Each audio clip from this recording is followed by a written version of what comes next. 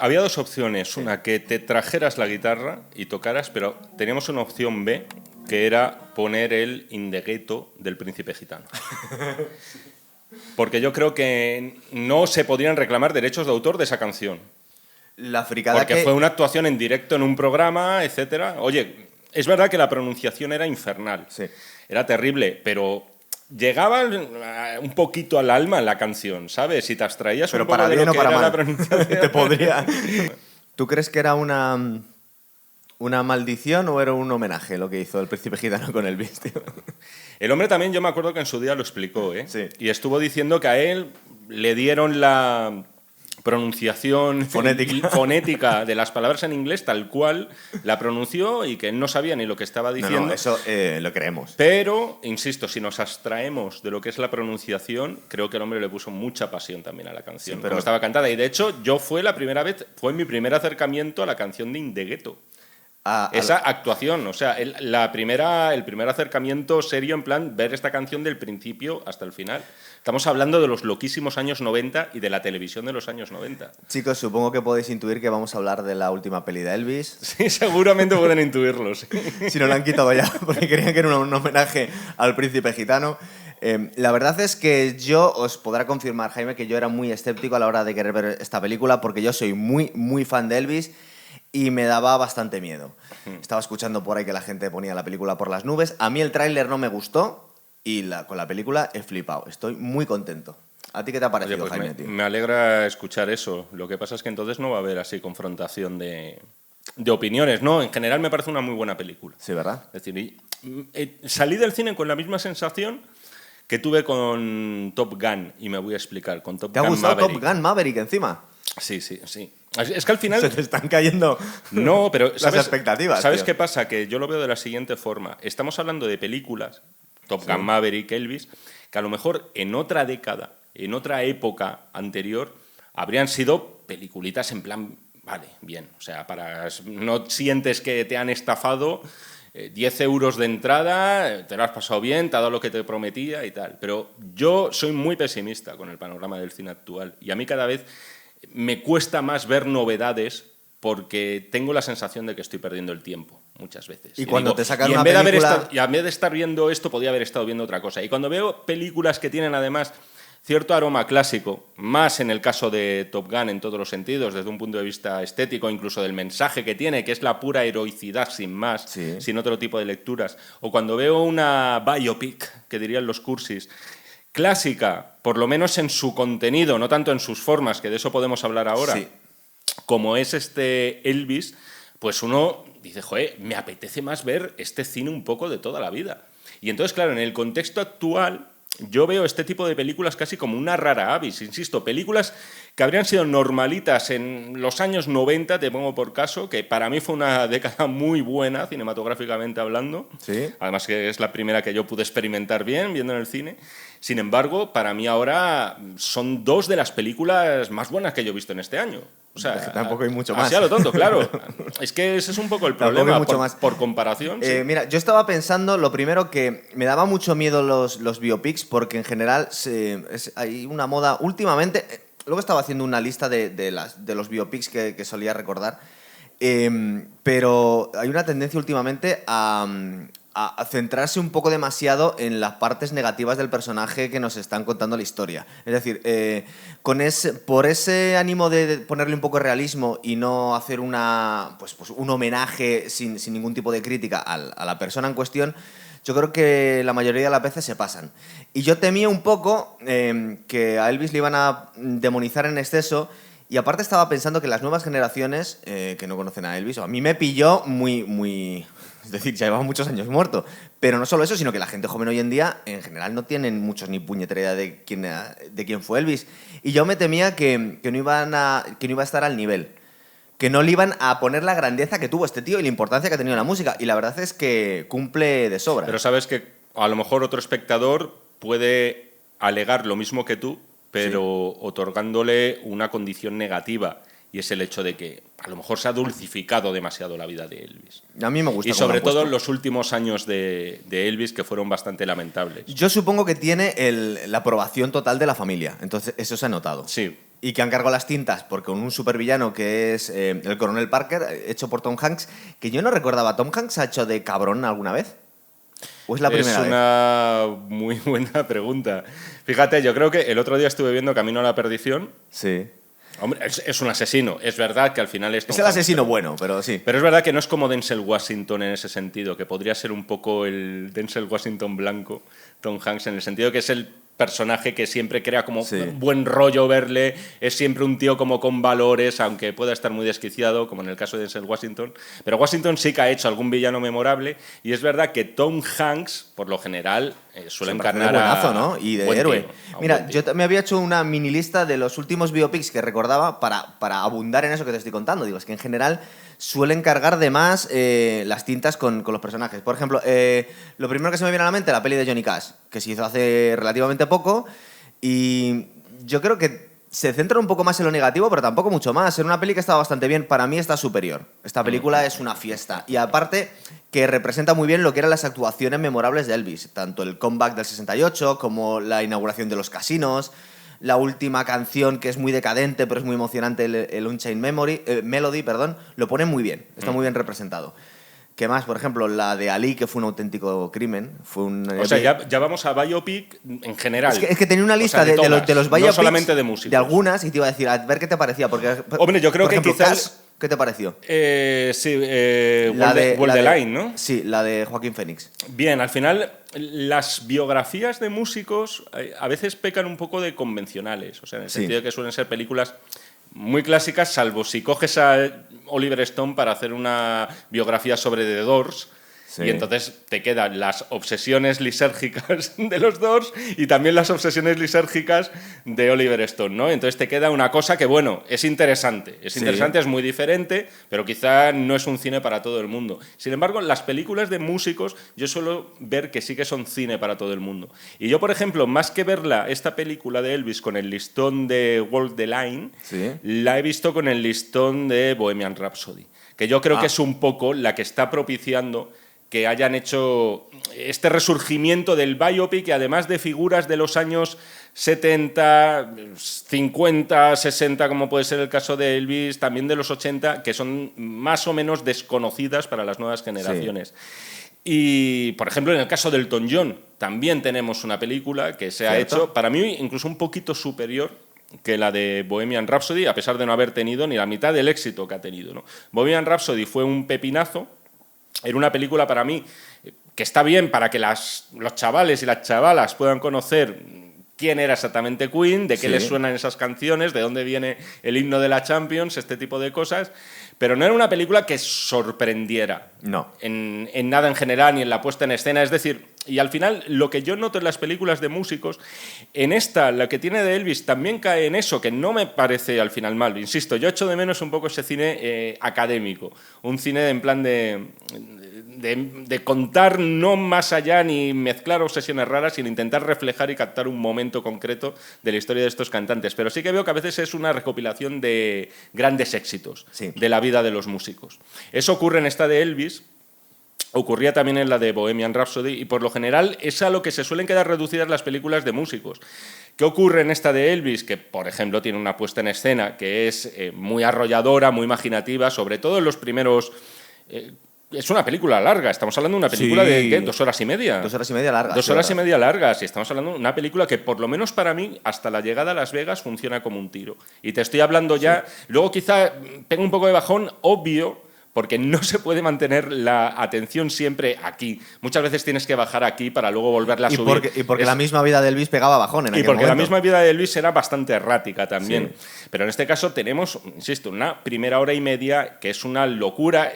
Tenemos que hablar del director, que es Baz Luhrmann, que ya se apuntó además un pepinazo importante con Moulin Rouge en su día. Sí, tengo aquí apuntado que hizo también Australia y el Great Gatsby también. La de Australia estuvo bien, Moulin Rouge no la he visto, y el Great Gatsby se me hizo un poco pesadita. Romeo y Julieta. También, cierto, es verdad. Que la hizo, y es verdad que es un director pues muy espídico. Sí. En el sentido de que le encanta jugar con travelings, con la cámara. Aquí vemos un momento dado en el que, te mezcla un cómic de repente para narrar la infancia de Elvis, ¿no? Y juega con las viñetas y tal. O sea, tiene un envoltorio muy atractivo, y yo creo que no le ocurre lo que me ocurría a mí con otras películas de este hombre, es que a veces me empachan. O sea, yo veo la primera hora y media súper atento a todo, aunque ya sepa más o menos lo que va a ocurrir. Y eso creo que ya lo sabíamos todo, claro. ¿Sabes lo que ocurre también? Que a mí me tiraba un poco para atrás, porque lo que estás comentando, por ejemplo, de Bohemian Rhapsody o la película de Elton John o incluso Johnny Cash, y mira que somos fans de esos tres, sobre todo yo, por ejemplo, Queen y Johnny Cash, a mí me encanta, pero la importancia que ha tenido Elvis en el rock es como Jesucristo, es decir, era muchísimo más grande que todos estos. Entonces también me echaba un poco para atrás, digo, no van a ser capaz de reflejar en la pantalla lo importante que fue este tío, la revolución que supuso, la histeria de masa, sobre todo en las tías que produjo. Y sobre todo que parecía, como lo nota el coronel Parker cuando lo escucha por la radio, se lo escucho muchas veces a mucha gente que decían que parece que habían escuchado un alienígena, porque estaban escuchando a un blanco negro, blancos, haciendo música de negros, pero es decir, era una cosa totalmente revolucionaria, ¿verdad? Yo no sé si te acuerdas de otra gran película, no era una gran película, pero yo la tengo mucho cariño, y es Gran Bola de Fuego. Sí. La biografía de Jerry Lee Lewis con Dennis Quaid, haciendo de... Es verdad. Del asesino de... Ay, no me acuerdo ahora cuál era el sitio de donde era este hombre, pero también era ahí de Luisiana, ¿no? Me parece. Cierto. También eran todos de esta misma zona. Luego Sí. habría que hablar del tema de Sun Records y tal. Pero que la cosa está en que lo que me gusta también de esta película es que explica algo que se nos suele olvidar, y yo creo que las nuevas generaciones no lo saben. Sí. Que incluso el reggaetón y el trap este costroso que escuchan, al final tiene su origen en una serie de estilos que ni se figuraban, ¿no? Es decir, al final tenemos... No sé si podemos decir que Elvis sea el inventor del rock, así de esa forma tan categórica. Sin ninguna duda es el que lo popularizó, pero esta película ajusta cuentas con algo que ya lo hacía Gran Bola de Fuego en ese sentido, y es muy interesante ver hasta qué punto la música negra, la música de esclavos, fue lo que acabó originando toda esta cultura popular de dimensiones enormes, y que aún a día de hoy pues sigue perdurando tanto, ¿no? Y parece que pese a estas cosas electrónicas y tal, y sin ningún esfuerzo que se hacen hoy en día y que la gente consume, que viene como todo de ahí, ¿verdad? Si fuera pipas, pero todo al final acaban haciendo de ahí. Es como explicarle a la gente, para hacer una analogía, que el chihuahua viene del lobo, pues el reggaetón viene de Elvis. O sea, si no hubiera habido Elvis, toda la música moderna. No habríamos tenido. Sí, no habríamos tenido música moderna. No, y de hecho, mira, aquí, bueno, los oyentes a lo mejor no lo saben, pero nosotros solíamos tocar juntos y tal. Y tú me lo dijiste una vez y dije, pues sí, es que es verdad. Lo que pasa es obvio, pero no piensas en ello. Tú escuchas un solo de Metallica y son escalas de blues. Sí. Súper aceleradas, o sea, muy difíciles de hacer. Se necesita de hecho, tanto para la mano izquierda como para la mano derecha. Ni siquiera son muchas veces de blues, son pentatónicas. Son pentatónicas, es la parte pero más bueno, básica todavía. Es todavía la parte más básica y más primigenia, ¿no? Y en eso la película repara muchísimo. Sí. Y a mí eso es algo que personalmente me gusta mucho, porque es verdad, estamos hablando, además de esa revelación que tiene en un momento dado Elvis, niño, en la película, en una experiencia religiosa, ¿verdad? Una experiencia religiosa, además, en estas celebraciones... Está muy bien contada. Es decir, el que sea totalmente lego en conocimientos musicales, igual le parece una cosa interesante, pero que no acaba de leer entre líneas, pero lo que nos estaban comentando es que, de alguna forma, el rock, o lo que hizo Elvis... que es verdad que es debatible si es el papá del rock o simplemente fue el que lo popularizó. Es verdad que no componía, pero le daba un toque completamente distinto a lo que había oído. En la película nos cuentan, primero, que cómo está mezclando. Él viene de una familia pobre, unos blancos que viven en un barrio de negros, se relaciona, sus amigos son negros, se escucha el blues, y justo en esa escena que estabas comentando tú, se escapa y se va corriendo a una carpa donde están haciendo una especie de gospel, creo que también son negros también, pero está mezclando las dos cosas. Y él siempre dijo que estaban uniendo el blues con el gospel. Es decir, la música que escuchamos en las iglesias, sobre todo negras, con el blues de toda la vida. Que llevaba unos años de un tema bastante popular entre la población negra, pero los blancos escuchaban otras cosas. Y fue el que, sin Elvis... Sí, supongo que algo más tipo folk, más tipo country, posiblemente, ¿no? Él también hizo un poco de eso. El country también lo tocó muchísimo. De hecho, también tenemos que recordar esa gira que aquí no la ponen porque no pueden poner todo. Ponen prácticamente todo, lo que yo recordaba. Yo estaba un poco asustado, digo, a ver qué van a dejar fuera. Pero una cosa que no cuentan un poquito por encima, es esa gira que hicieron con Perkins, con Jerry Lee Lewis, con Johnny Cash y Elvis, que fueron esos 5, que se hicieron una pequeña gira por los estados del sur y de alguna forma se influyeron entre ellos. ¿Qué pasa? Que de alguna forma, por ejemplo, podemos ver cómo salían de la misma rama, pero Johnny Cash se fue más hacia el folk y Elvis es que directamente le dio forma a otra otra corriente directamente, ¿verdad? Sí, sí, sí. O sea, es al final todo se reduce a él. Pero es que ya no solamente es el tema de la música, también es que es el icono, es la figura de Elvis. Es que al final se ha convertido como en un icono de América. Es decir, tenemos a John Wayne, ahí por ejemplo. Luego, anda, no había visto yo que habías puesto a Lauren Bacall. Sí, pero lleva ya unos cuantos programas ahí. Ah, qué bueno, joder, pues se nota que hace tiempo que me había escaqueado. Tenemos a John Wayne, tenemos a Marilyn y tenemos a Elvis, como quizás las tres marcas, es como ver a Mickey Mouse, ¿no? En el estudio tenía un póster de Elvis, acuérdate. ¿Es verdad? ¿Dónde está ahora? Lo tengo en el sótano, es que nos falta sitio para poner, tenemos que ampliar el estudio, algún día va a caer. ¿Qué os estamos comentando? Ah, bueno, sí, lo que es la gran polémica que surgió en los últimos años, no existió en el momento, era sobre la apropiación cultural de la música negra por parte de Elvis. ¿Qué es lo que ocurre? Que en aquel momento ningún artista negro se le ocurrió abrir la boca en ese sentido. Primero, porque se benefició de eso y segundo, porque Elvis, de alguna forma, era un poco negro él. Es decir, no solo se había movido en esos términos, sino que tenía un respeto absoluto por toda esa gente. Tuvo un par de conflictos con promotores porque él se empeñó en que sus coristas, que eran negras, tenían que ir con él y de hecho se negó a actuar si no fuera con ellas. De hecho hay una anécdota en la que le iban a prohibir tocar en un estadio, me parece, del sur. Y él se plantó y dijo, sin mis coristas no actúo, pero no solo eso, sino que las subió en un Rolls y dio varias vueltas al estadio antes de actuar, donde solo iban sus coristas. Es decir, pero no querían que fueran con él por ser negra. Exactamente. Y aparte que tenían las audiencias segregadas, eso lo vemos en la película también. Sí. Entonces, hoy en día se le ha acusado mucho de robar, de apropiación cultural. Pero todos esos artistas del momento, de hecho, los que han quedado vivos hasta hace bien poquito, tanto B.B. King, que la vemos en la película, como Little Richard, que la vemos en la película. ¿Chuck Berry es anterior o posterior? Creo que es un poquito posterior, un poquito debe ser. No está muy claro, porque luego estamos viendo la escena de Regreso al Futuro. Sabemos que en 1955 no era famoso. No, es verdad. Todavía Chuck Berry. Y en el caso de Elvis, sí. Me parece, sí, ¿no? Estamos hablando más o menos los mismos años. Más o menos de los mismos años a la vez, pero es verdad que es el otro gran pope, quizás no con la aureola mítica que ha tenido Elvis. Hombre, ¿no? Es verdad que en aquel momento la América blanca era muy racista y estaban buscando un vehículo blanco para poder popularizar esa música, que es lo que se le ocurre al Coronel Parker, ¿verdad? Sí. Que hace en este momento. La figura del Coronel Parker es curiosa. Mira, es verdad que he vuelto a investigar un poco sobre el tema. Para empezar, en un holandés, es decir, había hecho un...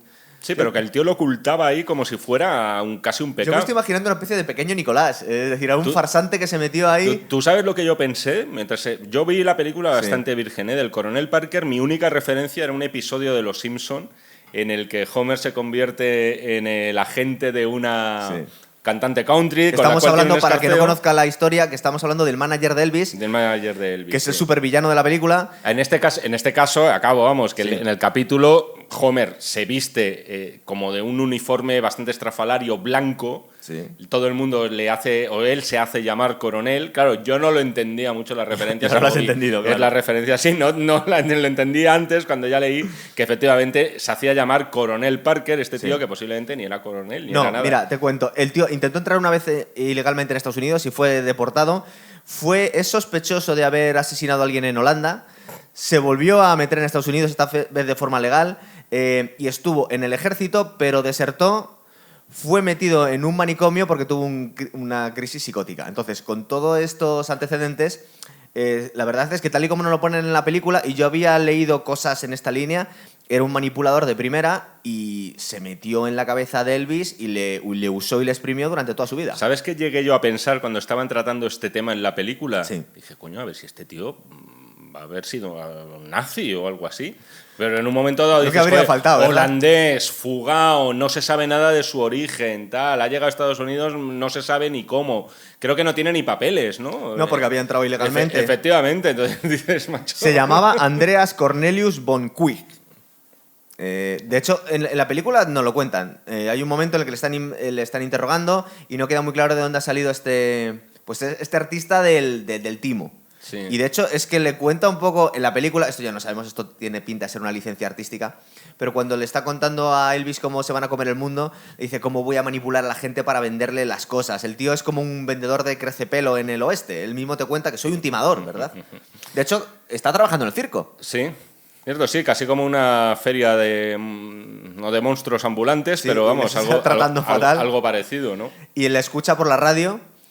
Eso es un poco... Bueno, creo que en la película nos cuentan... Vamos a ver, para terminar la descripción de este coronel Parker, en la película nos lo ponen clara y llanamente como un psicópata. Es decir, el tío no tiene la más mínima... Sí, yo al final, es verdad que, a ver, yo creo que las cosas no siempre son blanco y negro, pero es verdad que a la hora de contar una historia necesitas un villano, sí. Necesitas un antagonista y en este caso lo tenían clarísimo. La verdad y de hecho siempre ha habido una contraposición entre Sam Phillips, sí, el creador de Sun Records y tal, donde, bueno, sin ir más lejos, creo que Johnny Cash empezó allí, Jerry Lee Lewis también empezó allí, por supuesto Elvis, como un hombre que sí que era un enamorado de la música, es decir, a él verdaderamente le interesaba más la música que el dinero, y sin embargo, en contraposición, tienes al coronel Parker que le encanta bastante más el dinero que lo que es la música. No, la música en la película le importa un pito, el tío simplemente ve clarísimo... Él ve el producto. O sea, lo tiene clarísimo y de hecho tiene para mí una de las mejores secuencias de la película,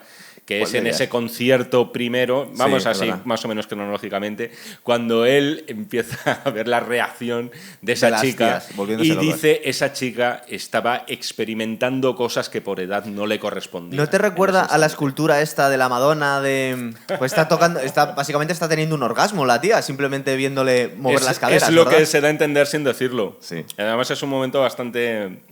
Es bastante divertido la reacción que tiene además Tom Hanks, pese a todas esas capas de maquillaje, que a mí es una cosa que nunca me ha gustado mucho, sobre todo cuando tienes un actor como este, ¿no? Es que está demasiado tapado, parece Jabal Hutt casi, ¿eh? Sí. Es irreconocible. Oye, que a lo mejor no le han maquillado demasiado, que el tiempo pasa para todos. Es posible, es un señor de 67 años no, ya. Yo creo que el tío dijo, ya que voy a hacer de cabrón, ponme irreconocible. Sí.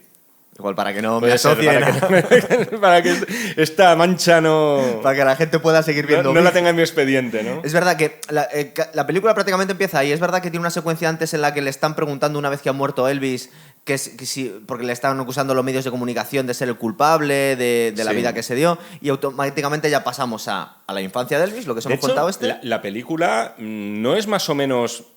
¿No está más o menos narrada por el coronel? Es decir, lo que vemos no es un poco como desde... Al final es que eso no está muy claro. Eso es original, ¿no? Que cuente la historia al malo. Sí, bueno, sí, podríamos encontrar precedentes de algún modo, pero sí que tengo la duda de si todo lo que vemos es como desde la óptica suya, que yo creo que no, porque muchas veces son cosas... Nos muestran más a Elvis en su intimidad. Sí. Es un poco un revoltijo, ¿no? Los recuerdos que puede tener el coronel y a su vez una visión, vamos a decir, externa de lo que fue realmente la vida de Elvis. Sí. ¿no? Bueno, no hemos hablado, simplemente para aludirlo, porque hace un papelazo, Austin Butler, que es el protagonista, que a mí, cuando lo vi en el tráiler, digo, es que este tío no se parece realmente. Es un chaval guapo, pero no se parece a Elvis, es que no tiene nada que ver. Pero hace un papelazo, ¿verdad? Incluso me da la sensación, igual he flipado, ¿no le meten un poco de ordenador? Porque le veo como los pómulos más hinchados. Hay momentos en los que está tan bien caracterizado que parece Elvis y él físicamente no se parece. Ahí, bueno, una cosa, estamos hablando sobre todo de... los últimos años, sí. Y estamos hablando de la famosa actuación que has citado tú antes. La del comeback de... La de la melodía encadenada. Vale, estás hablando de la última de todas. Efectivamente, que ahí sí. Mira, eso creo que no, pero lo que sí que está tocado digitalmente es la voz, porque a mí esto es una cosa que siempre me obsesiona mucho. Y es lo que nos preguntamos todos cuando acaba una película. ¿Este tío ha cantado de verdad durante la película? Eso. No, una cosa, lo han explicado de la siguiente forma. A ver. Al parecer, las primeras actuaciones, es decir, el Elvis joven, entre comillas, porque al final estamos hablando de un tío que, claro, murió a los 42 años. El Elvis joven sí que lo canta él. Le habrá metido un poco autotune. Es su voz. Pero, sin embargo, lo que han hecho, porque al parecer, yo no lo sabía, pero Elvis fue cambiando el registro de voz con los años, como por otro lado suele pasarle a muchos cantantes. Al final parecía un cantante de ópera, de hecho lo podéis ver al es final verdad, de la tiene una voz como mucho más grave, como más de tenor. Suena Pavarotti al final. Y entonces lo que han hecho para esos cambios de registro a los cuales el tal Austin Butler, que no le conocíamos ninguno, me atrevo a decir, yo creo que ni en España... Es Tex Waxton en Once Upon a Time in Hollywood. Sí, pero vamos, es un papelito pequeñito. Vamos, y lo he tenido que buscar. Digo, este tío no sé si le he visto. Había salido casi de extra. 5 minutos en la peli de Tarantino. Es el único registro que tiene.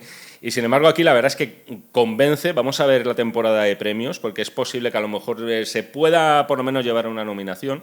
Entonces, lo que han hecho ha sido coger su voz, coger la de Elvis, mezclarlas digitalmente y crear como una especie de mezcolanza digital entre los timbres de uno y del otro. Sí. Y entonces esa mezcla original y hecha es profeso para la película es la voz que escuchamos cantar. Es decir, no es enteramente Austin y tampoco es enteramente Elvis, por lo menos a partir de la década de Las Vegas. Es ahí cuando ya empiezan a hacer estas mezclas raras digitales para que no variara tampoco y no meter de repente a Elvis de verdad. Fíjate cómo han apurado, que si te fijas en la música, le han dado un mini toque para modernizarlo sin dejar de desnaturalizar las canciones. Las canciones son las de toda la vida, sí, pero están modificadas. Están modificadas, igual las guitarras tienen un poquito más de distorsión, son un poco más actuales. Cuando tenemos la escena en la que va a Beale Street, que era como la calle de moda, es como en aquel momento como la gente puede ir a la calle Fuencarral, era la zona de moda, pero ahí va la gente que escuchaba música negra. Y tenían clubs negros, que eran un poco de mala muerte. Sí. Y vemos cómo se relaciona con Little Richard, que tiene una admiración brutal, porque Little Richard él mismo dice, bueno, yo de alguna forma también fui el papá de rock and roll y nadie me lo reconoció, no solo porque era negro, sino encima porque era gay. Entonces, en aquel momento, pues era un estigma tremendo. También tenemos a B.B. King. Esta relación de amistad, ellos siempre la han reconocido. Es decir, todos estos artistas negros han dicho que eran amigos de Elvis y que no tenían absolutamente nada que decir en su contra cuando empezó toda la ola de acusarle de haber robado la música negra y haber... No, ellos decían otras cosas. Fue un tío encantador siempre con nosotros, nos ayudó en todo lo que pudo y gracias a él yo pude ganarme la vida, porque antes no nos escuchaba nadie. Entonces, de alguna forma sacó a la música negra del anonimato. Estaba contándote lo de la escena esta de la calle de Beale Street. Bueno, pues si te fijas, en ciertos momentos meten hip hop. Hay ciertas píldoras de música moderna que hacen la película súper actual. Prácticamente, si no te fijas, no lo notas, pero yo creo que está muy bien para acercarla al público joven. Es decir, si hubiesen metido la música tal y como estaba grabado en aquel momento, igual se le podía haber hecho un poco casposa a las nuevas generaciones. Pero es que la también, peli queda muy fresca, ¿sabes? Yo me asusté un poco, igual que tú te asustaste en el tráiler, yo me asusté por eso. Sí. Porque no me acuerdo, es una de las míticas, la que ponen en el tráiler. A lo mejor es Love Me Tender, una de estas. Love Me Tender yo no la he escuchado, debía ser... No, en la película no suena. No, Love Me Tender, me dices que tú no la has escuchado, ¿no? No. Yo es que tampoco, me sorprende muchísimo. A mí lo que me sorprendió O sea, es si que... es posiblemente la más conocida Pero es que el tráiler... para el gran público. El tráiler a mí me quitó las ganas de ver la película. Me pareció bastante mal hecho. Era bastante malo, ¿eh? En el tráiler sonaba una canción de las míticas de Elvis, Sí. modernizada. Sí. O sea, en plan casi como si fuera, yo qué sé, Tiffany Suite, algo así. Y entonces dije, ostras, me voy a encontrar con un pastiche en el que se van a modernizar. Pues un poco lo que ocurría en Moulin Rouge, que es, lo que pasa es que, claro, eso tiene un contexto y esto tiene otro. No me cuentes una película de un músico de los años 50 y 60 para estar escuchando versiones actualizadas y modernizadas, en teoría, ¿no? Pero, sin embargo, luego en la película ves que muchas actuaciones son un poco a pelo. Es decir, que son un poco como lo que hay ahí. Es verdad que estará editado y tal. También tú ten en cuenta que, la calidad con la que escuchamos nosotros, claro, las grabaciones de por aquel entonces, luego, es decir, son objeto de remasterización. Pero no solo eso, se van limpiando, los arreglos están modernizados. Suena la música, es la misma música de siempre, pero suena más actual. Y hay ciertos momentos en los que meten un poco de hip hop, cuando se mete el barrio negro, pero casi no se oye, y lo que te da es un ritmo a la película que te la hace más actual, contándote la vida de un icono de los años 50. Es decir, en ese sentido, me parece que está hecho increíble. Sí, pero sin pasarse. Es decir, sin claro, pasarse, con una cosita así sutil, bien hecha, porque además yo creo que es... No, pero me llamó la atención mucho eso, ¿eh? Al final la película lo que exuda mucho es ese respeto también. Entonces no tendría ningún sentido convertir a la música de Elvis en algo propio, yo qué sé, de los 40 principales. Un par de fricadas de fan de Elvis, porque lo cuentan en la película y yo creo que es importante. Nos hablan de la figura materna, que es muy importante la madre en la vida y en la educación de Elvis. El padre, que es bien intencionado, pero es un poco idiota. También se deja manipular casi más por el coronel que su hijo. Pero luego, una cosa que influyó mucho en la forma de ver la vida de Elvis fue, primero, que tuvo un hermano gemelo que murió en el parto. Y de hecho su madre siempre le decía cosas como que tú tienes la fuerza de 2 hombres y vas a cantar como 2 hombres, porque de alguna forma el espíritu de tu hermano muerto está en ti. Recuerda que lo cuentan y estas cosas están sacadas de sus testimonios y de sus entrevistas. Él lo contaba. Y luego también la afición, como has dicho, por los cómics, que se creía que iba a ser un superhéroe y que podía volar y tal. Y cómo lo explota el coronel para lavarle un poco el cerebro, ¿verdad? Está muy bien contada lo que es la historia familiar de Elvis, porque era un chavalín de un barrio pobre del sur de de Estados Unidos. Sí, sí, sí. Entonces eso no lo estábamos dejando. Y luego cuando estábamos hablando de la actuación él mismo comentó en muchas entrevistas que cuando empezó a bailar esos bailes que no eran intencionados. Es decir, luego se pusieron de moda y toda la gente lo hizo, pero que él decía que era de hecho se asustó. Esa escena en la que ves que se pone a bailar, todas las tías se están volviendo locas y el tío se gira y le dice a su banda, porque su grupo durante muchos años tocaba con 2 personas más, tocaba con un bajista y con un batería. Él se gira y le dice, ¿qué está pasando aquí? Estoy muerto de miedo, que se están volviendo locas. Y le dice, da lo mismo, tú sigue haciéndolo. Eso se lo dijo, creo que fue el batería o el bajista. Es decir, que de alguna forma fue un poco accidental también toda la figura de Elvis. Sí. Fue una cosa orgánica. Bueno, fue Forrest Gump el que le enseñó a Elvis. ¿Te bueno, acuerdas? sí, la los película, movimientos. Sí. Con lo de las... Vamos, yo lo que veo en esa película me lo creo todo, tío. Si fue Forrest el que le enseñó los bailes con lo de los aparatos esos horribles que llevaba en las piernas, sí, me lo creo. Pero es verdad que era...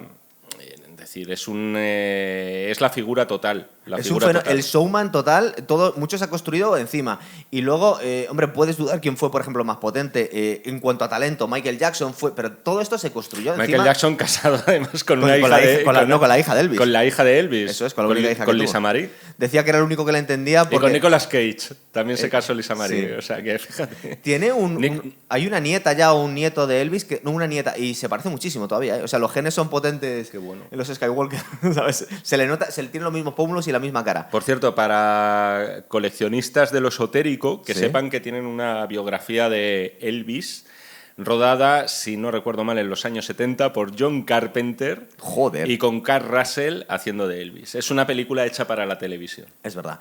Cosas que han dejado fuera de la película y yo me alegro, porque la figura de Elvis fue tan importante. A mí me apetece que se vuelva a poner de moda entre las nuevas generaciones. Entonces, que dejaron un poco de... No nos ponen el foco, aunque nos los cuentan, los abusos con las drogas. Parece ser que esta gira que os he comentado de los 5 magníficos se ponían de éxtasis y de speed hasta arriba cuando en los años 50 no lo hacía nadie. Y Elvis arrastró la adicción durante toda su vida. Lo que sí que veo en la película es que se justifica esta afición ya o dependencia crónica que tenía Elvis de las drogas precisamente por las condiciones draconianas de su contrato con el coronel. Es decir, el coronel explotó a Elvis como la gallina de los huevos de oro. Sí. Era maratoniano todos los conciertos, la gira de conciertos que tenía, cuando no tenía que grabar una película, porque esa es otra. Aquí en la película también se hace referencia a eso, a la carrera... cinematográfica. Más bien bajuna. Él quería ser James Dean, ¿no? Que tuvo Elvis Presley en el cine, salvo un par de éxitos. Luego, la mayoría de sus películas fueron muy malas, pero aunque fueran muy malas, claro, este hombre tenía que ir a rodar, luego después tenía que ir a grabar un nuevo disco y luego a lo mejor por la noche tenía actuación porque debía actuar pues una vez cada 3 días, por lo menos de su vida, ¿no? Y unas actuaciones que eran una auténtica paliza. Lo que entonces, hacía, y eso en la película se apunta de forma muy elegante, te vienen a decir que todas esas, sobre todo el rollo de las anfetaminas y todas estas drogas estimulantes, al final fueron las que acabaron deformando en todos los sentidos lo que es el mito de Elvis Presley. Pero es muy curioso también el tema de las drogas aquí en este hombre, porque de algún modo, es uno de los primeros mártires de las drogas legales. O sea, sí, en aquel momento se podían tomar. O sea, claro, a mí eso me llama la atención, ¿no? O sea, y además muchas de ellas prescritas por alguno de sus médicos. Médicos, ¿no? Un poco comprados por el coronel. Hombre, sí, por supuesto. No, nada, tú tómate esto y mañana estás como un toro, vamos. O sea, en el Tour de Francia no hubiera pasado... Bueno, es que no entra. O sea, directamente saltan las alarmas ahí, ¿sabes? Otra cosa que cuentan, pero un poco muy por encima, fue el éxito que tenía con las tías. Pero claro, es que el éxito... Yo creo que no ha habido ser humano en la Tierra que haya tenido el éxito que debió tener Elvis Presley. O sea, era una auténtica locura. Te olvidas ¿De quién? Julio Iglesias, tío. Yo creo que, fijaros lo grande que es Julito, pero yo creo que era una Julio, tío, lo de Elvis era una Julio locura. Es el padre de todos nosotros, tío, y lo sabes. Hablando de otros ídolos de masas, se dejan en la película fuera una cosa que habría sido muy guay contarla, que fue el encuentro entre los Beatles y Elvis, que fueron a visitarle a su mansión creo que estaba en Beverly Hills. Elvis todavía no se había vuelto loco con el karate, es otra cosa también que dejan fuera, porque de hecho se pensaba que era pues una especie de Bruce Lee y no solo hacía movimientos de karate, sino que en los últimos años se volvió completamente tarumba y esa parte que era bastante ridícula de su vida la han dejado fuera y me parece muy bien. Pero cuando fueron los Beatles a ver a Elvis, bueno, os podéis imaginar los fanboys que eran. Iban a ver a Jesucristo. Se les saltaban las lágrimas. Eran los tíos más guays del planeta en aquel momento, pero iban a ver a su ídolo. Decían que fue una tarde de puta madre, pero que cuando estaban intentando hablar mucho de música con él lo que les comentaba es que él quería hacer películas. Y le decía a John Lennon y Paul McCartney, dice, bueno, pero es que ¿por cuándo vas a hacer más discos? ¿Cuándo vas a hacer más canciones? ¿Cuándo te vas a ir de gira? Que eso es una parte muy importante de lo de la película.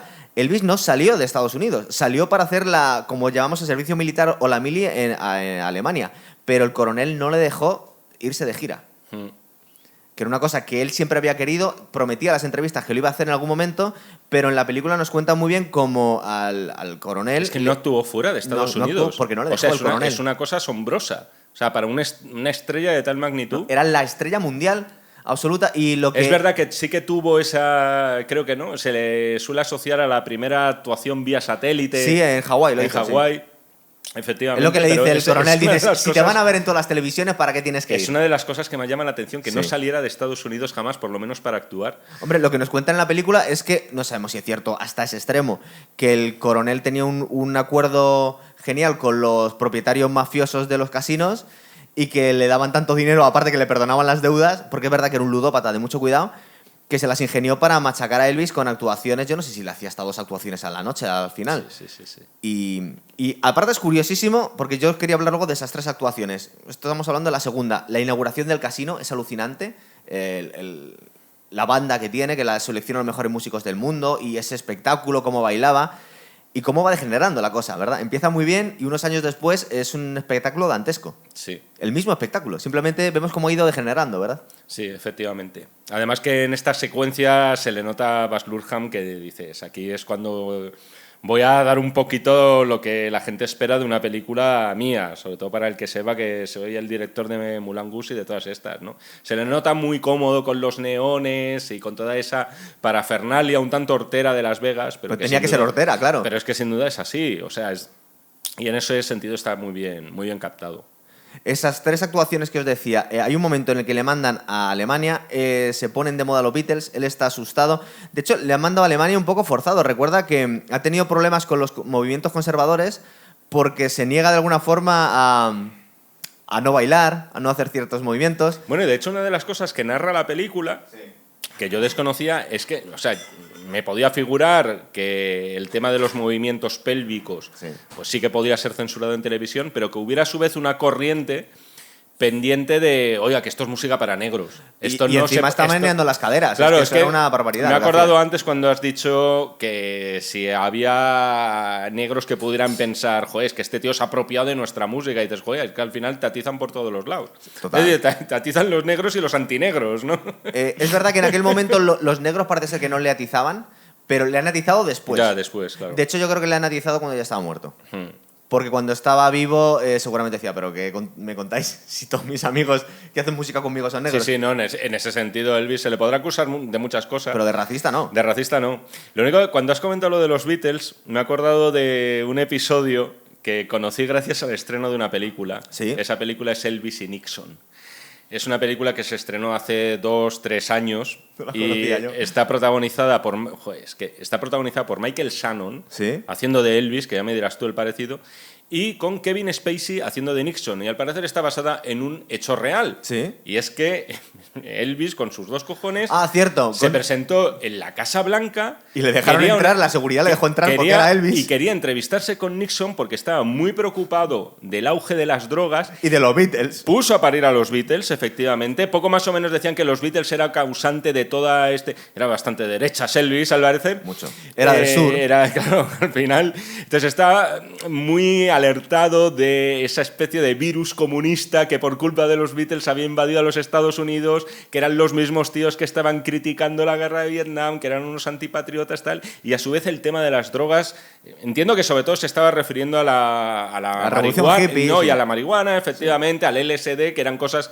que a lo mejor en el catálogo, en el recetario de Elvis, esas precisamente no estaban, ¿no? No. Y él, claro, y entonces él las veía, por así decirlo, perniciosas.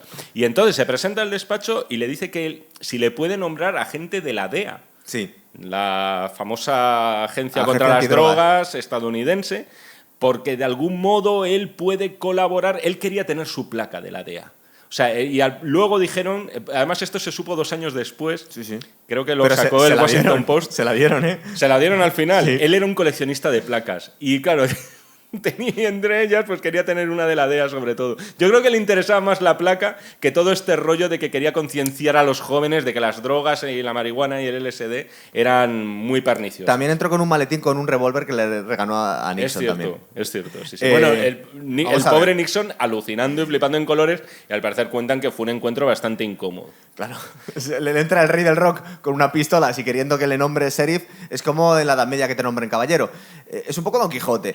De todas formas, si recordamos los famosos... Es el año 70, o sea, Sí. te lo digo porque... Bueno, Los años después del 68, plena revolución hippie, estaba muy preocupado. Y él no, con y la juventud. efectivamente, pero por otro lado, los Beatles creo que en el 70 ya eran historia, los habían separado. Sí, en el 69 se separaron. Y cuando tuvieron esta entrevista con Elvis, que quedaron encantados ellos, aunque dijeron, nuestro campeón se está volviendo un poco loco, creo que fue el 65, ya contaba... Bueno, pues nos tenemos que ir, ¿no? O sea, habrán dicho, vamos a dejar a este hombre... Contaba Ringo Starr que una cena. cosa que le preocupaba mucho y no han contado en la película era la mafia de Memphis, que llamaron, que era el entourage, el grupo de tíos que iban rodeándole y sacándole los millones, esa cantidad de ayudantes que tenía que le secaban el sudor, le abrían las Ostras, puertas. yo a veces creo que eso es una de las mejores ocupaciones del mundo. O sea, son unos cabrones. Pero dices, Sanguijuela de famoso. Tú dedicarte a ser una sanguijuela de un famoso, ¿eso es donde hay que opositar? Lo que pasa es que, fíjate, cuando vemos todas las si puedo elegir al excentricidades... famoso... Sí, claro. Sí, cuando pensamos en todas las excentricidades de los famosos más contemporáneos, como Michael Jackson, Sí. como Madonna, como, bueno, unos años después, bueno, cualquiera. Mike Tyson tenía un tigre y lo llevó... No, pero es que no solo tenía un tigre, sino que iba con el Ferrari rojo y con el tigre en el asiento del copiloto y bajaba la ventanilla a los semáforos para que la gente viera que salía un tigre de ahí. Os podéis imaginar que el papá de todo esto y que fue más importante que ellos fue Elvis Presley. Elvis Presley iba de anfetaminas, hacía kung fu y entraba en el despacho Oval a regalarle un revólver al presidente de Estados Unidos. Además, en la película aparece otra de las... La película, eso, al final te dices, joder, está obligada a meterte las pildoritas que todos conocemos de Elvis, de algún modo, si bien es verdad que sin hacer sangre, como tú has dicho Eso al principio del programa. Pero, por ejemplo, está el tema de sus múltiples televisores, ¿no? Sí. El tema de que veía varios canales a la vez, y también está el tema de que pegó un tiro a una televisión, por lo menos que se sepa, una vez, al parecer, ¿no? Cuenta Paul McCartney que una cosa que le quedó grabada de aquel encuentro con Elvis Presley es que tenía un aparato que hacía así y cambiaba el canal. Y se quedaron, pero vamos, gritando como si fuera brujería, porque fue el primer mando a distancia de la historia. Dijeron, ¿qué es esto? ¿Qué Lo es mismo, esto que tiene Elvis? lo mismo no era ni inalámbrico, tío, y a lo mejor estaba unido por un cable y todo. O tenía alguien de la mafia de Memphis dándole al botón. Pues eso es verdad que en la película carga mucho las tintas contra el coronel Parker, y yo creo que con razón, pero no nos cuentan el resto de sanguijuelas que tenían, que como debían llevarse bien con la familia, pues quedan... Es que directamente no nos cuentan nada de la gente que le acompañaba. Creo que sale alguno, pero no les ponen en mala luz, ¿verdad? No, eso por ejemplo sí que ocurría en Bohemian Rhapsody, Sí. Más en la de Elton John. Ahí, bueno, clarísimamente es que era una de las fuentes de los problemas de Elton, Eso es. ¿no? El tema de los... es que no sé ni cómo llamarlos, ¿no? Porque es que no son Los exactamente... acompañantes gorrones. Sí, no sé, además eso por ejemplo ocurre también en el mundo del fútbol, por ejemplo. O Sí. sea, de repente Los te encuentras... amigos, ¿no? Sí, eran famosos los que se hacían llamar los toys de Neymar. Por ejemplo, que es como un Que séquito. suena muy feo. Eso, eso, sí, tío. no. Y suena hasta No, sexual, pero- es una cosa muy fea, tío. No, pues es un grupo de gente, de amigos suyos, de vete tú a saber cuándo, de las dónde favelas y de tal, cuando que estaba en Brasil, se sí. los traen a todos a vivir de repente en España, donde sea, ¿no? Y ahí, en fin, compras tu mansión, Sí. todos Y se van a vivir viviendo- contigo. Y se van a vivir contigo, ¿no? Eso es, pues Elvis tenía una tropa de mucho cuidado que no sale en la película, que a mí no me parece mal. Como os he dicho, en este momento yo creía que Elvis merecía un homenaje para que lo conociese la gente, la importancia que tuvo. Entonces, si dejan ciertas cosas fuera, que tampoco lo dejan del todo, hay ciertas cosas que nos cuentan. Por ejemplo, el tema de las mujeres, como os he comentado, debía ser el tío, no sé si de la historia, que más éxito ha tenido con las tías, o por lo menos el primero que llegó a ese nivel. Luego igual los Beatles, Sí, o el resto luego de la gente. Julio vino después. El Julito también, y Papucci. Pero no era el primero de todos, el papá de todos fue Elvis. Pero solo se casó una vez con Priscilla, aunque tuvo múltiples amantes. De hecho, cuando murió estaba viviendo con otra novia que tuvo. Pero bueno, y con muchas mujeres. Y de hecho lo vemos algo sale. De hecho vemos en las actuaciones como le va pegando morreos a las tías del público mientras la mujer ahí lo aguanta el chorreo, ¿verdad? Sí, sí, sí. Bueno, os iba a contar de esas 3 actuaciones que son muy importantes. Cuando vuelve... ¿No es en esta película donde se hace referencia al tema de que no es bueno que se sepa que un artista está saliendo con alguien o tiene novia Sí. formal? Se hace referencia a eso en la peli. ¿Sabes, es que a quién hace había ya más de un escuchado, mes ¿sabes que- a quién había escuchado eso por primera vez? Adolf Hitler, tío. Que fue la excusa que le dio a muchas novias que tuvo y a Eva Braun solo se casó con ella pues antes de pegarse un tiro. Porque decía que el Führer, para parecer más inalcanzable, no podía estar pillado, para que todas las mujeres creían que podía tener una oportunidad. Claro, era por eso, ¿no? Por eso no pillabas, Es cabrón. lo que decía. Pues de alguna forma, es verdad que Elvis se lo dice, pero se lo dice a las primeras novias que tiene en Memphis. Al final se acaba casando Sí, con Priscilla. efectivamente. No, pero eso ha basado siempre también en el mundo de Hollywood. Luego se daba también el efecto contrario, que había determinadas estrellas que eran homosexuales y entonces sí que les tenían que buscar casaban rápido, ¿no? un rollo, pues tipo Rock Jackson, Sí. por ejemplo, que no fue hetero en su vida, y le tenían que buscar como parejas ficticias o incluso llegar a casarse con ellas, ¿no? Eso es. Y luego está un caso también que es totalmente opuesto, o sea, al final es no, aquí que no se sepa que eres un hombre, tienes que las tías que vayan a verte al concierto piensen que estás disponible. Claro, que van a no que poder eres ligar un contigo. papá Claro. y tal. Y que pasas de acostarte con ellas. que No. no eres un hombre blandengue, como decía el El Fari, Fari, de eso es. esos que van con el Fari. El Fari. Fari se nos ha olvidado también después de También Julio va Iglesias. la estela de Elvis también, ¿es verdad? ¿Qué os estaba contando? Bueno, sí, esos momentos en los que le han mandado a Alemania a cumplir con servicio militar, le están comiendo el pastel los Beatles y vuelve y tiene la mítica actuación esta del comeback del 68, creo que sale pero que es icónico en la historia de la música, que sale con la chupa y en los pantalones de cuero en un escenario rodeado de tías y algún tío y hace una actuación brutal. Pero es increíble la actuación que hace. Y la hace sin ningún tipo de cartón. Es decir, está él con una guitarra. Una cosa, Elvis no solía hacer solos de guitarra, pero era un guitarrista rítmico legendario. Y lo decían toda la gente de su época. Decía que tocaba la guitarra de forma increíble. Sobre todo con muchísimo gusto. No tocaba mucho. De vez en cuando ya al final, cuando le vemos bailando, casi no tocaba.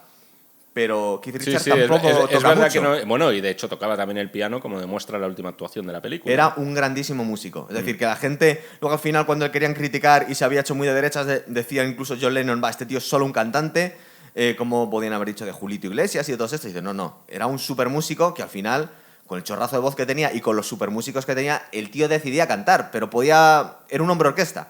No como Prince, pero casi. Pues esta actuación vemos como, esto no sé hasta qué punto es cierto, cuando el tío se conciencia porque han muerto Bobby Kennedy y Martin Luther King y decide rebelarse ante el coronel y no cantar villancicos, sino cantar esta canción es tan verdad, emocionante ese que tema. es If I Can Dream o algo por el estilo. Sí, me acuerdo de ese If I pique. Can Dream, me Pero parece fíjate, que en se ese llama. momento pensé que esto tiene que ser verdad. Es que fue verdad. Fue verdad, ¿no? Sí, entonces, ¿por qué has dicho que parecía que te daba... Porque es que demasiado se exagera, ¿no? que se inspira Vale, en, vale. en la muerte de Martin Luther King y de Bobby Kennedy para cambiar al último momento y rebelarse contra el establishment. Es too good to be true, ¿no? No sé, es demasiado precioso esto. Hay cierta, ¿cómo decirlo?, pontificación, Sí. agiografía de Elvis en la Nos lo película. han divinizado un poco, pero es que yo estaba deseando que hicieran esto. Digo, verás, me van a hacer una película de segunda y encima le van a ridiculizar un poco, van a incidir en lo malo, que tenía un huevo, y no nos van a contar lo grandísimo que era este tío, y las nuevas generaciones tienen que saber lo importante que fue Elvis para todo. Es decir, es que... Sí. De hecho, luego había que hacer esta película. Luego ves a grupos alternativos así modernos. Te diría que hay muchísimos cantantes, frontmans de bandas muy alejadas a lo que puede hacer Elvis, pero que tienen su etapa Elvis. Total, en un momento todos dado. la han a mí tenido. me ha pasado. Yo la he tenido, Jaime. Me imagino. Pero incluso en lo estético, yo me acuerdo de ver un concierto de Arctic Monkeys, Sí. por ejemplo, que ¿qué coño tiene que ver Arctic con Elvis? Joder, y el cantante, Pero el frontman, o sea, tono con el que tupe, usa, con la chaqueta claro. de cuero.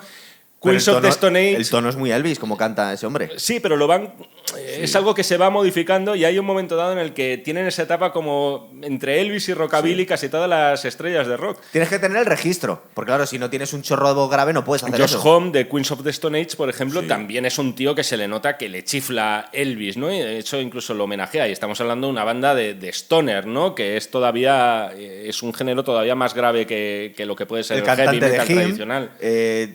tiene, O sea, tiene una etapa Elvis total. Bueno, ya de hecho, es que pueden canta ser como Elvis. de 1000 subgéneros diferentes que al final todos quieren, en un momento dado, y yo creo que además cuando están arribita, dicen, voy a tener un poco mi fase Elvis e Sí, incluso que- presentarme al público como Incluso si fuera no un tenía Elvis. ese registro, pero la pose que tú tienes en los discos de En Solitario que tiene Freddie Mercury va de Elvis. No canta como Elvis porque tiene otro registro, pero iba de Elvis. El Great Pretender está haciendo de Elvis. Bueno, tío, y en la canción de...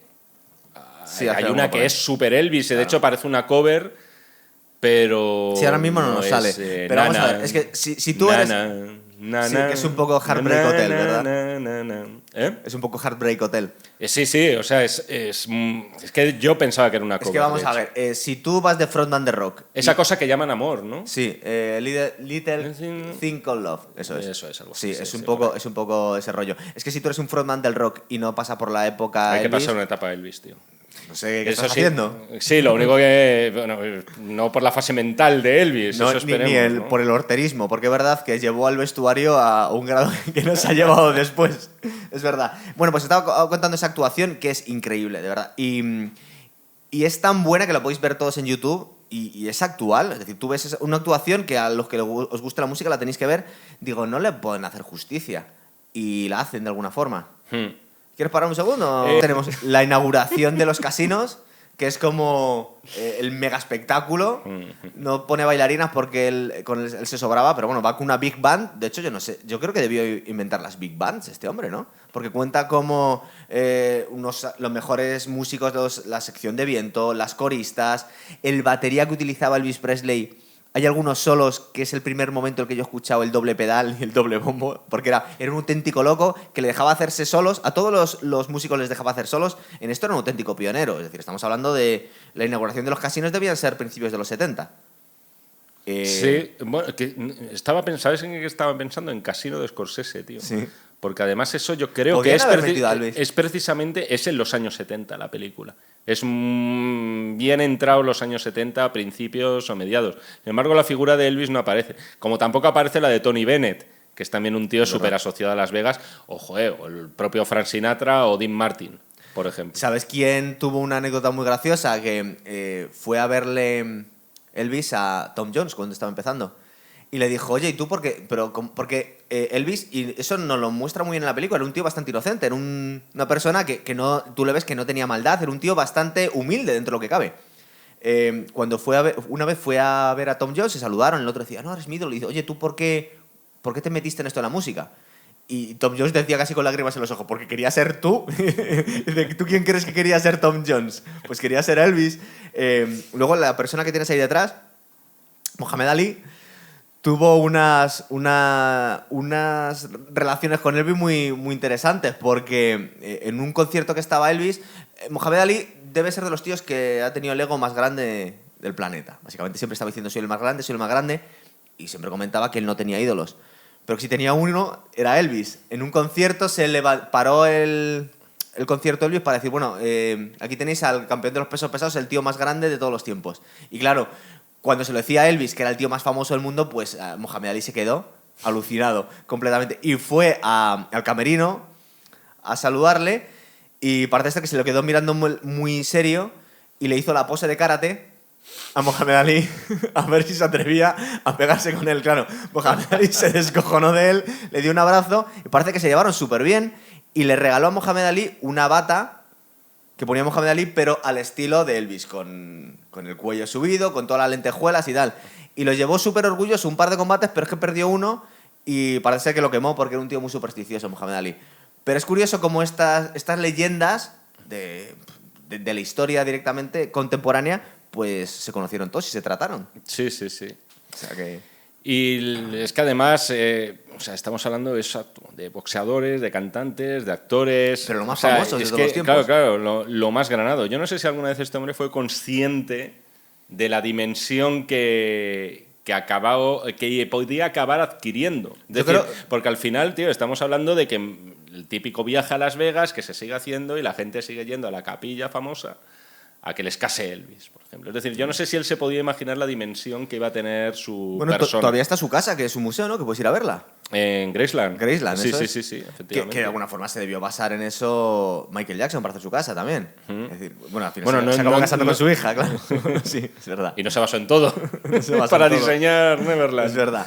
Pero sí es cierto, en la película nos muestran un poco el agobio que tenía este hombre ya, ¿eh? Cuando era el tío más famoso del mundo y todas las tías le saltaban encima y le estaban intentando pedir favores todo el mundo y presionarle para que hiciera ciertas cosas, debía ser... en ciertos momentos nadie se cambiaría, bueno, por él, ¿verdad? La verdad es que la autopsia que le hicieron a Elvis debió ser una de las experiencias más desgarradoras de los forenses, ¿eh? Sí. Porque al parecer el hombre pesaba, pues, yo qué sé, cerca a lo mejor de 150 kilos. Debía ser alto Elvis, ¿no? Sí, era un tío alto. Y aparte degeneró muy rápido, porque con 38 años era un tío guapo y con 42 cuando se murió era un monstruo. O sea que en 4 años tuvo una degeneración física brutal. Hombre, sobre todo el tema de la gordura y cómo le cambió la forma de la cara, etcétera. Pero es que además, bueno, tenía todo tipo de enfermedades, aparte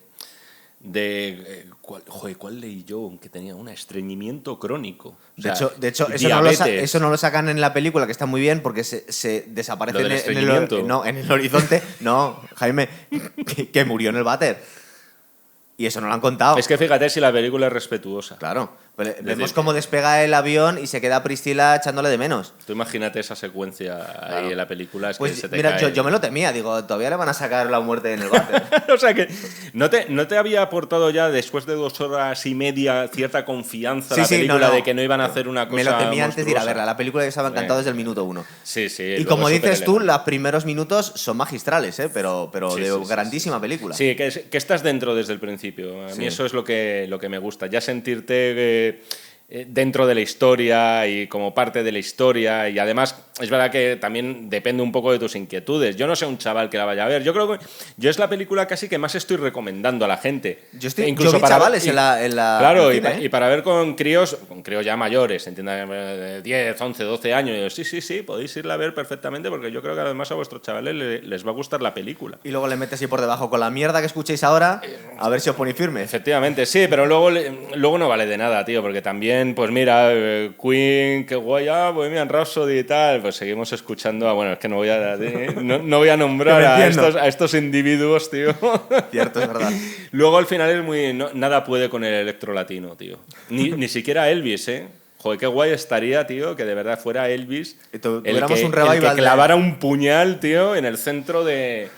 En el corazón del regatón. El centro del corazón de todo. Sí, es que no quiero ponerle nombres porque luego la gente se cabrea, pero... Bueno, ya, pues se van a enfadar vamos, tío. Se enfadan porque bebo coronitas, Jaime. Bueno, sí, no, hombre, enfadarse no, te lo dijo. Ya lo sé. Lo dijo de forma simpática. Y de hecho, Jaime, no nos vais a pillar, pero cuando nos veis bebiendo whisky no sabéis si va a ser real o no, porque tú nos has sugerido que deberíamos mezclarlo con Steve, ¿verdad? Sí, yo creo que no, tío, como hacen en las películas directamente, que lo que hacen es poner zumo de manzana en las botellas, obviamente, sobre todo si hay que repetir las tomas. Y hacer un aspaviento. Y ponerlo aquí directamente, tío, y ya está. No sé qué nos estamos dejando de la peli, pues ya hemos contado un poquito todo. Tú tienes la guitarra ahí atrás, tío, y no sé... Que toque un poco. Me ha pasado con el último programa, no, es que no lo puedo hacerlo. Me ha pasado con el último programa. ¡Qué cagón, tío!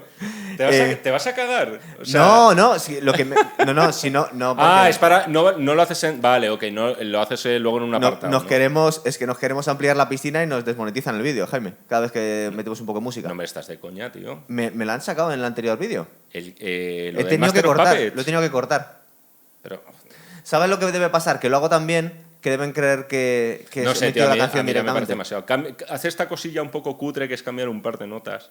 ¿Sabes? Y así burlas al algoritmo. ¿Tú recuerdas que nos ocurrió cuando hicimos el programa de Canciones Malditas? Nos saltaba el algoritmo, pero cada 5 o 6 minutos, ¿eh? Putos algoritmos, tío. ¿Verdad? No nos dejaron. ¿Qué quieres? ¿Que toque algo mientras tanto? A ver. Pero ve comentando unas cosas de la película que íbamos dejando y a ver si me acuerdo alguna cosa de Elvis mientras. Bueno, yo te diré, vaya pillada, esto no estaba guionizado. No, te diré que, por ejemplo, en la última secuencia, la de la Unchained Melody, sí. Canción por otro lado que muchos conocimos viendo Ghost. Pero que ni siquiera era de Elvis. O sea, en realidad, por cierto, composiciones propias... No tenía. Pero Elvis. Ni falta que hacía, tío. También es verdad que luego esto es... Los Beatles también cogieron determinadas cosas, los Rolling en sus inicios, sobre todo, quiero decir. También cogieron muchísima música, blues, muchísima música negra. Esa gente que son muy de los Rollings y muy anti-Beatles, resulta que el primer éxito... Pero los que siguen vivos, quieres decir. Bueno, o sea, no, yo soy súper fan de las dos bandas. Tribal. Pero... Bueno, pues resulta que el primer éxito de los Rolling Stones fue un descarte de los Beatles. Le regalaron la canción. Y dice, esto no la queremos... y fue el éxito. Sí, de hecho es que al principio tú escuchas a las dos bandas en sus inicios Y son muy parecidas. Lo que pasa es que unos tomaron vamos a decir, el lado de la paz, del Maharishi del hinduismo, de la serenidad, y otros tomaron el camino de Satanás. Tío, pero es que los Beatles tuvieron muchísimas etapas en esos 8 años realmente que tocaron. Porque se considera que los Beatles como grupo realmente se formaron cuando echaron al Best y cogieron a Ringo Starr. ¿Verdad que llevaban unos años haciendo un poco el indio? Y dejaron de estar juntos en el 69, aunque creo que el último disco lo sacaron en el 70, una cosa así. En realidad el último tiene que ser el Let It Be, ¿no? Eso es. Estuvieron muy poquitos años, pero bueno, marcaron la música. Pero también es verdad que fueron a rebufo de Elvis. Y de hecho fueron sí, pero por ejemplo, los Rolling sí que saquearon, y dicho con todo el cariño, porque a mí incluso no voy a decir que me gusta más, a mí me gustan mucho las dos bandas. Pero los Rolling saquearon más todavía la música negra, muchísimo más. O sea, directamente tienen coros de gospel en algunas de sus canciones. Y una actuación de los Rolling no se entiende sin un coro de gospel haciendo, valga la redundancia, los coros. Sí. O sea, muchísimo. Bueno, y por supuesto del blues, pero muchísimo es que más que los Beatles. Son más blueseros, que los Beatles eran más experimentales. Los Beatles sí, es verdad que en sus principios eran muy popis, pero luego también, oye, de repente te meten canciones con inspiración india directamente. Sí. O sea, e incluso jugando también aquí, habría que hablar de la labor de los productores, claro, porque en el caso de los Beatles era... bueno, estaba Phil Spector también. Sí, pero ese tenía una historia muy turbia, ¿no? Sí, la tenía, pero no voy a decir exactamente cuál, más o menos para no meter la pata, pero... Sí.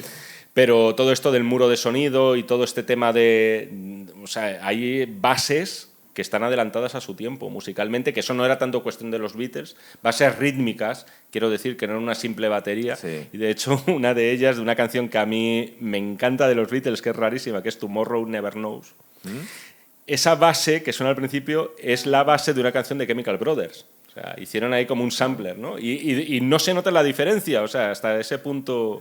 ¿Sabes lo que...? Y luego, bueno, también te componen una canción que es... posiblemente dicen que es la primera canción punk de la historia, que es el Helter Skelter. Bueno, la primera canción heavy. O la primera canción heavy, un poco depende de cómo se quiera ver o... Bueno, pues yo creo que el heavy o el hard rock igual va un poco antes que el punk. Tienes razón, no, porque además estaba el rock de garaje de los 60, que en ese sentido sí que son los precursores más del punk. Es verdad, Helter Skelter, posiblemente la primera canción. Eso lo contaban ellos y es curioso, porque por un lado siempre han dicho, sin vergüenza por lo menos, que son la primera boy band. En realidad fueron los Beatles, pero también son los inventores del heavy metal. Dice, ¿cómo puede darse eso? Pues sería en ese caso. Dice, ¿cómo puedes tener el yin y el yang más absoluto? Oye, tú, que todo esto lo estaba comentando, es verdad, por el tema del final, que es verdad, no tenía muy reciente la famosa, y creo que es la última actuación, o por lo menos la última de la que hay imágenes. Y de hecho, Jaime, no sé si te diste cuenta, yo es que soy tan friki, que ya me había visto muchas veces ese vídeo, y está mezclado imágenes de la película con imágenes de la actuación real. Yo es lo que sospeché mientras lo estaba viendo, porque en un momento dado dije, aquí han cogido... Este es Elvis. No... digo, coño, no, es el actor, es él. Digo, ostras... entonces han hecho como una labor de montaje, ¿verdad? O sea, cierto, vale, sí. Está mezclada las dos cosas, quedan muy guays. Pero a mí, en toda la película, me queda el sabor de que han actualizado de alguna forma el sonido de Elvis. Es decir, siguen siendo sus canciones, pero no sé muy bien qué han hecho. Les pillé en ese momento que va por la calle se mete en el barrio negro huyendo de la fama, donde nadie le conoce, y se mete como en los bajos fondos a escuchar en un club de jazz el rock and roll de los artistas un poco marginales, que vemos a B.B. King, que se hace los trajes en el mismo sastre que él, y un chaval que está empezando y que es un auténtico terremoto, que es Little Richard, y vemos ahí la admiración que tenía por él. Pues en ese momento que meten un poquito de hip hop, a mí me dio la sensación, lo he pillado ahora, pero yo creo que me han hecho más cosas de estas hasta este momento y no me he dado cuenta, ¿sabes? Es decir, yo creo que me están metiendo mensajes subliminales. Tengo muchas ganas de verla otra vez. Sí, es posible. También es una película, a ver, esto es un topicazo, pero merece mucho la pena verla en el cine. O sea, yo creo que la gente... es que luego en televisión cambian mucho las cosas y tienes un móvil siempre muy a mano y dices, hay un momento que tenía que hacer mañana, no he puesto los huevos en la lista de la compra... Son 3 horas de peli, casi. Yo recomiendo muchísimo a la gente que vaya al cine a verla, porque al final es un espectáculo y a mí eso es lo que me gusta también de esta película, que exuda también ese glamour un poco. Es verdad que con sus luces y sus sombras, yo creo que más luces que sombras, efectivamente, pero es una película que al final es una celebración de la música, que eso también es lo importante. Al final es un homenaje más a la música incluso que a la figura de Elvis, para mí. A lo que supuso él musicalmente y al impacto que ha tenido después en la cultura popular. Es el nacimiento de la música moderna y de las superestrellas. Y lo estamos Exacto. viendo en la misma película, porque eso no lo habíamos visto hasta ahora. Es decir, era música marginal y de repente sale una especie de monstruo que tiene una voz brutal y que tiene una forma de moverse magnética en un tío atractivo que a las tías le vuelve loco y a los tíos no les causa rechazo, porque eso muchas veces es importante, que poderte ganar a los dos géneros. Y por otro lado, pues vemos... Que no pase como con Bryan Adams, por ejemplo. Que no. Bryan Adams nos gusta a todos. y todas, y todes, ¿verdad? A todos. Yo creo Michael que Bolton. Michael Bolton es las cosas más desagradables que hay. Pero fíjate que... No nos pongamos a despellejar, que si no... ¿Tú crees que tenemos muchos fans de Michael Bolton que se van a quejar? Kenny G. Kenny G, ¿por qué te está yendo a la gente más desagradable ahora mismo? Has empezado hablando del príncipe gitano y vas a terminar hablando de Kenny G. Respeto, tío. A los otros les pueden dar por culo, pero, la verdad, pero a Kenny G no lo toques. No, al príncipe gitano. Jaime, que tiene más fama de un tío más serio que yo, está haciendo unas referencias musicales. Eso, cojonudas, tío. O sea, pero de categoría, ¿eh? Hasta el Fari lo han metido aquí. O sea, yo creo que esto va a traer cola muchísimos nuevos seguidores que van a decir, aquí hablan nuestro idioma. Es verdad. O sea, me siento identificado con curiosidades. esta gente. ¿Tú te acuerdas cuántos años tenía? Porque también se le acusó un poco de liarse con demasiado jovencitas. La mujer de Elvis era sumamente joven cuando se casó con él, ¿no? Me hizo una barbaridad. ¿No tendría 16 años, una cosa así? Creo que se conocieron, o más joven incluso. Yo creo que ella era más joven, lo que pasa es que se debieron casar más tarde. Sí. De todas formas, en ese sentido, yo creo que... Eso no lo cuentan tampoco. Ya, pero el listón ahí lo tenía Jerry Lee Lewis inalcanzable. Pero no sé si te acuerdas. Eran colegas y eran el mismo rollo. No sé si te acuerdas, pero Jerry Lee Lewis no solamente se casa con una menor, sino que esa menor es su prima hermana. Madre de Además, Dios. que es Winona Ryder en la película, en la de Gran Bola de Fuego. Ah. Eso es una cosa por la cual la vida de Jerry Lee Lewis ya no se podría trasladar, porque sería algo que verdaderamente es duro de ver, aparte de que luego el tío también, en la película de Dennis Quaid, que yo la recomiendo mucho porque es más tosca, no tiene este estilo virguero, no tiene este estilo virguero con la cámara, esta es mucho más espectacular y tal, pero la otra también es interesante porque anticipa varias cosas y entre ellas también el nacimiento del rock and roll, al cual hay que ponerle también a Jerry Lee Lewis en su peldañito. Era un rock muy salvaje, además. Era muy salvaje, era también, estábamos hablando ahora del punk, era un poco el punk llevado a eso, por lo menos prácticamente lo que hacía con el piano eran riffs de guitarra. ¿No llegó a prenderle fuego al piano? Sí, de hecho en la película aparece, de hecho se montan en la película una secuencia que posiblemente sea inventada, pero que él está como estelonero de Elvis, si no recuerdo mal. Sí. Muy a su pesar, que le dolía el ego ahí. Toca, no es Great Balls of Fire, creo que es otra de las canciones estas que tiene, acaba incendiando el piano y le dice a Elvis, venga, ahora es tu turno, te toca salir, ¿no? Sí. Como en plan no vas a llegar a esta altura. Lo que pasa es que llegaba. Claro. Luego en la película no te mostraba la actuación. Eso, de alguna forma, estos monstruos de la música, tanto Johnny Cash como Jerry Lee Lewis, era un poco como el drama que tenía Cristiano Ronaldo, que es que le había tocado estar en la misma época que Messi. Ya, tío, pero yo es que ahí soy contrario. Yo pienso que el drama ha sido para Messi nacer en la misma época que Cristiano Ronaldo. Efectivamente, y lo digo completamente en serio, porque Cristiano Ronaldo el que no quiere problemas. Le ha ganado 4 o 5 balones de oro sí. a Messi. Es decir, si CR7 no hubiera existido, por el cual no tengo una gran simpatía personal, pero si no hubiera existido, todos esos balones de oro se los habría llevado Messi. O sea, es decir, depende un poco de cómo se vea la película. Es una cuestión de perspectiva, porque también puede decir Cristiano que si no hubiese estado Messi no habría habido duda en ese momento quién era el mejor del mundo. Ya, pero también puedes pensar, hombre, alguien que tiene un talento innato como natural es y el otro más currante, ¿no? Uno como un Amadeus y el otro como un Salieri, que el Salieri le gane a Amadeus varias veces. Sí. Y no pocas, pues también hay que ponerlo en valor y decir, coño, es que esto es, a lo mejor ha sido más a base de esfuerzo que a base de talento natural, pero eso también hay que valorarlo.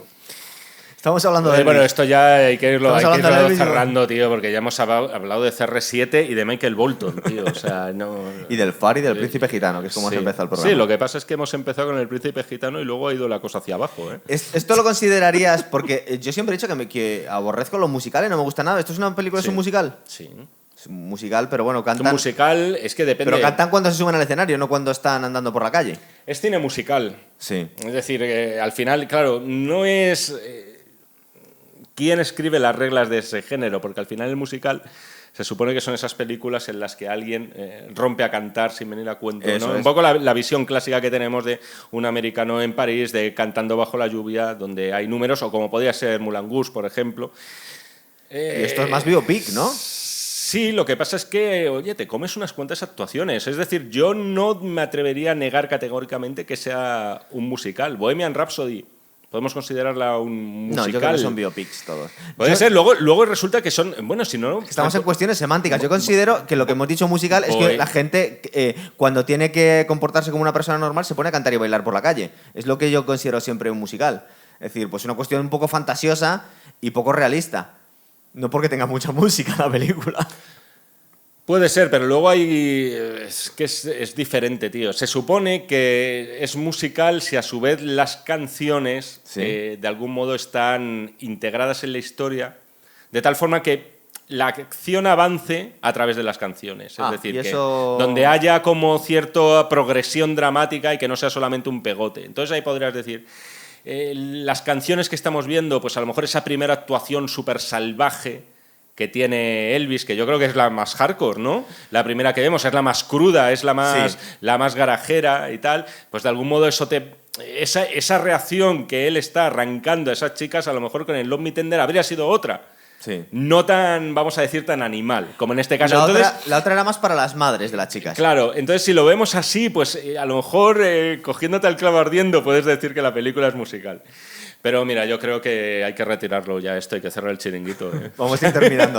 Que tenías más cosas. No. Simplemente cuando estaba pensando yo en biopics que hayan puesto bien al sujeto, los que se me habían venido a la mente, los últimos eran Lincoln, por ejemplo, que me parece alucinante, y la de Invictus, que no es un biopic, pero te hablan de la figura de Nelson Mandela y le dejan muy bien. Sí, hombre, pero hay muchísimos más, tío. Pero que dejen... O sea, yo, por ejemplo... Pero que sean casi un homenaje al protagonista. Yo creo que, por ejemplo, Bohemian Rhapsody, vamos, es el homenaje soñado para Freddie Mercury. No nos cuentan tampoco mucho las sombras de Freddie, ¿verdad? Las fiestas... Ni la mitad de la mitad de la mitad, no, no, hombre, hay un par de secuencias y tal, y el tema de las drogas, por ejemplo, está muy poco tratado también en la película, es decir...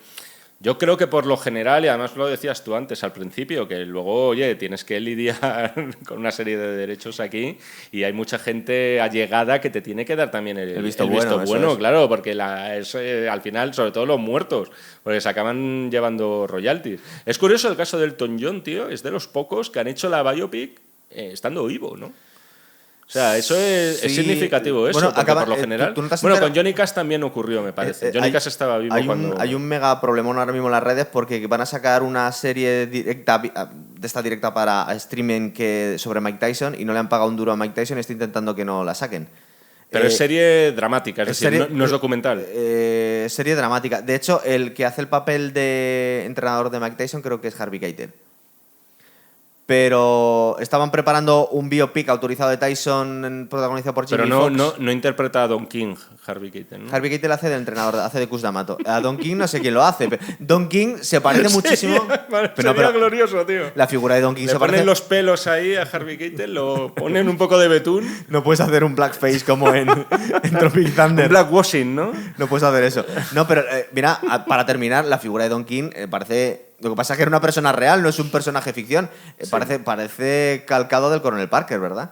Sí, es un poco... El típico manager que despluma a su pupilo. El manager marrullero, hijo de puta y tal, y avaricioso, y a su vez que es paternalista y utiliza el palo y la zanahoria, yo creo que... Al final hay que preguntarse hasta qué punto, gracias a esos hijos de puta, luego estos tíos son estrellas, ¿eh? Es que eso es un debate también interesante. Esto decía durante toda la película, dice, yo creé a Elvis de alguna forma la figura pública, fue gracias a mí.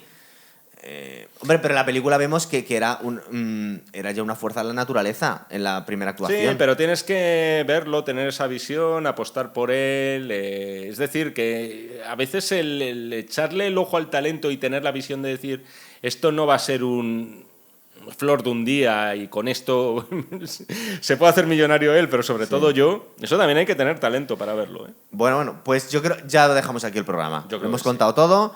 Spoiler. Yo me he quedado a gusto. De películas históricas que no se enfade la gente que hacemos spoilers, porque es lo que ocurrió. Simplemente ponte la Wikipedia y te enteras. ¿Pero qué? ¿Porque muere al final Elvis en la película? No lo vemos. Se va en No, el no horizonte del lo avión. vemos. De hecho, bueno, el spoiler es ese. Al final la actuación, que yo creo que es un cierre muy bonito, además con una canción que nos gusta a Sí, todos. es muy emocionante, ¿verdad? La despedida que tiene del público. Sí, efectivamente. Que en eso también remite un poquito a la actuación final de Freddie Mercury en Wembley. Es verdad. Sí, lo que pasa es que ahí retorcieron un poco la historia para darle Sí, un porque sentido más estuvo épico. muchos más años vivo Freddie Mercury después de esa actuación. Sí, y aparte, al parecer el tema del contagio de SIDA fue posterior. Sí. Y aquí te lo pintan un poco, Que ya lo tenía. retuercen para que sí, ya lo tenía y en plan voy a dar la actuación de mi vida en Wembley. Y Joder, además, bueno, cantó el himno de Barcelona en las Olimpiadas, ¿qué te voy a contar? y además Bueno, no lo llegó a cantar él, lo grabó el videoclip. con Montserrat Caballé. Sí, pero me parece que en el 92 ya fue Josep Carreras. Ah, Creo, porque, bueno, Freddy creo que... O llegó a actuar, no me acuerdo. que nos lo corrijan. Sí, que nos corrigen. Que nos corrijan. Nos corrigen. Sí, sí, hombre, No, nos lo está bonito privado. de esta actuación, y ya termina ahí el Te pillo programa, por ahí. es que son muchas cosas al final. Es que esta última actuación tan emotiva que sale de un chain melody que vemos en la película, es que realmente fue su último concierto también. Entonces, esa fue la última canción, cerró con eso su actuación y creo que unos meses después se murió. Sí, en este caso sí que es verdad. Claro, este es el cierre de verdad. No, y la suerte de tener el testimonio gráfico, por cierto, porque yo entiendo que no estarán todas las actuaciones de Elvis en YouTube, ¿no? No, pero las que hay son las geniales. ¿Te recuerdas cuando hicimos el programa también de Canciones Malditas, que hablamos de Amy Winehouse y vimos unas similitudes bastante claras de las últimas actuaciones de Amy con las últimas actuaciones de Elvis? Es decir, era una bomba de relojería. Este tío se va a morir. Sí, pero según he leído, o sea, esa actuación que vemos final de la melodía desencadenada, que antes he dicho encadenada, era más bien la excepción. Es decir, las actuaciones de Elvis no... Por lo general, las últimas no eran especialmente memorables, sino más bien lo contrario. Pero, sin embargo, es verdad que si la gente ve esa actuación, ves a un tío que parece que se está dejando el alma de verdad ahí y, además, con un chorro de voz mientras está tocando el piano. Es que era un tío, como todavía era joven, que tenía 42 años, le fue evolucionando la voz y ahí podéis ver un tenor de ópera. Es decir, este tío podía cantar ópera perfectamente. El chorro de voz que tiene es impresionante. Te lo puedes imaginar cantando el Nessun Dorma o algo por el estilo.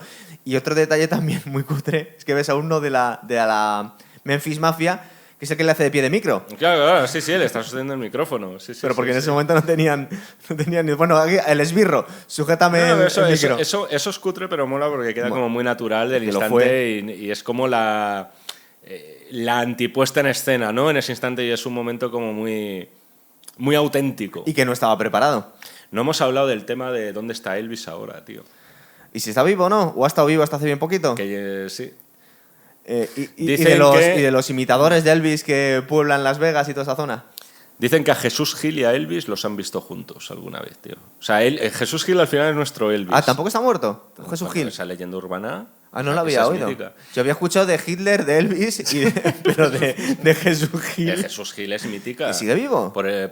Bueno, Eso ya dicen, quizá ¿no? el tiempo se ha encargado de rematar lo que no hizo en su día.